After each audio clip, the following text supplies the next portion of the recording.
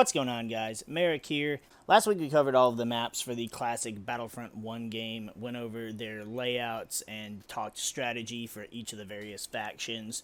This week we'll be talking about the maps in Battlefront 2, going over the changes to the maps that have come from the first game, discussing strategies for the new maps that are new to the second game, and going over various strategies for each faction on each map.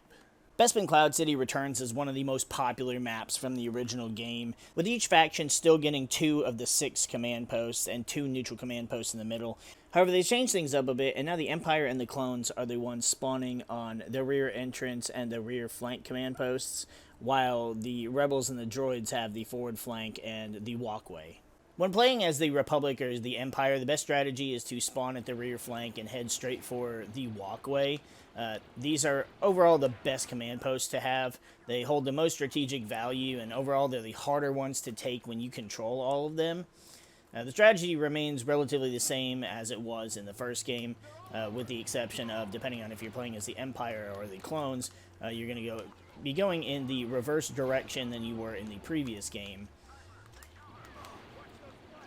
It does feel like it's a lot more difficult to take these command posts, as it seems like they spawn a lot more frequently here, and they really have learned from our videos in the previous game that these command posts are too important to let you take. Once you've captured the walkway, you'll head towards the forward flank. Be sure not to kill your teammates, and that's the next one you're going to take. Again, same strategy as before. Once you have these 4 command posts, you don't really care about them having the rear entrance. You don't really care about them having the courtyard, and the carbon freezing chamber is just the most useless command post to have on the map. Once you've captured the forward flank, there's really not a whole lot else they can do.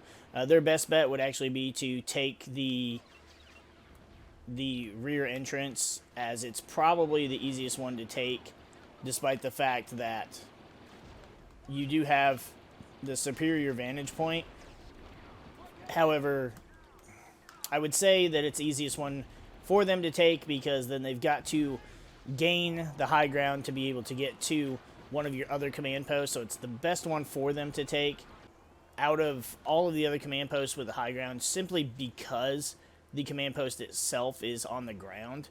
So there's not as much of a struggle for them to reach it, so it should be a little bit easier for them to take. But even if they manage to take it, they still have to take the other 3 upper command posts, which just, it's very unlikely for them to be able to do. I don't know where this guy went.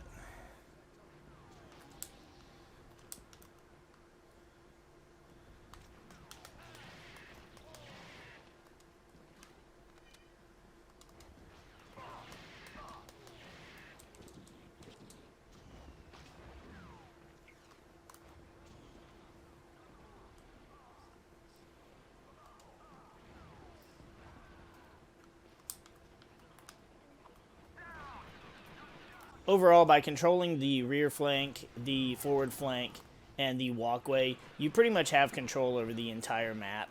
Having the courtyard doesn't really grant the enemy team any strategic value, and neither does having the carbon freezing chamber.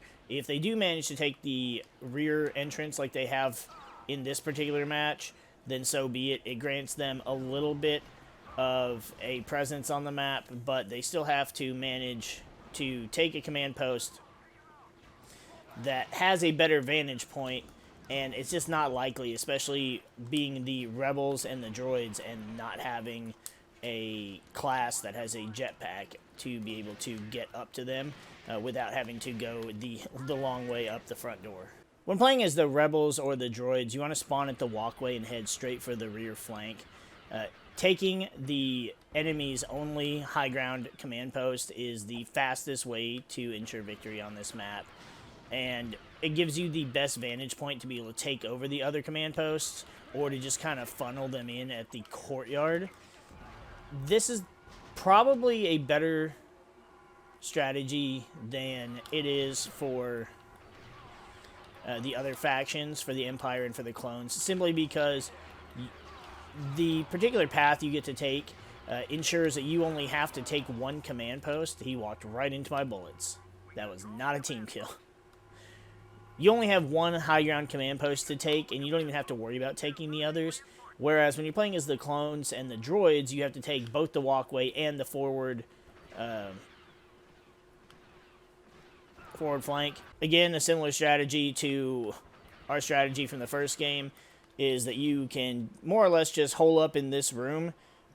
You've got access to the walkway over here where you can see enemies over in front of the carbon freezing chamber and in the courtyard. Nobody's even taken the courtyard yet, which really confuses me. I don't know what the hell anybody's doing. But the idea is you've also got the high ground at this command post, and you can just rain down on them from above. You've got the health and ammo droids to replenish your health, replenish your ammo, and, I mean, you got grenades for days. You got bullets for days. It's really hard for them to come back on this map, as having... Whoops, teammate. As having all of the upper command posts just really makes it difficult for them. However, you do have to be careful against real players, because if you are playing as rebels or droids, they do have the jet or the dark trooper, both of which can fly straight up to one of these 3 command posts and take it before you even have a chance to get up there and retaliate. So you do have to be a little more careful. It's just, I don't know, I feel like the Empire and the clones have a better chance on this map because they can constantly fly to the top of these command posts and take them by surprise, while the rebels and the droids pretty much start out with a strategic advantage, but it's a lot easier for them to lose it. And that's going to be it for our strategic map overview of Bespin Cloud City. The map is exactly the same, and for the most part, the strategies are the same. The factions are just switched out now, so the strategies for each faction are now reversed. However, it's the same strategies that existed before in the first game, and they're just as easy to do this time around. Star Wars Battlefront Classic Collection comes out in just 2 weeks, so we hope to see you on the Battlefront.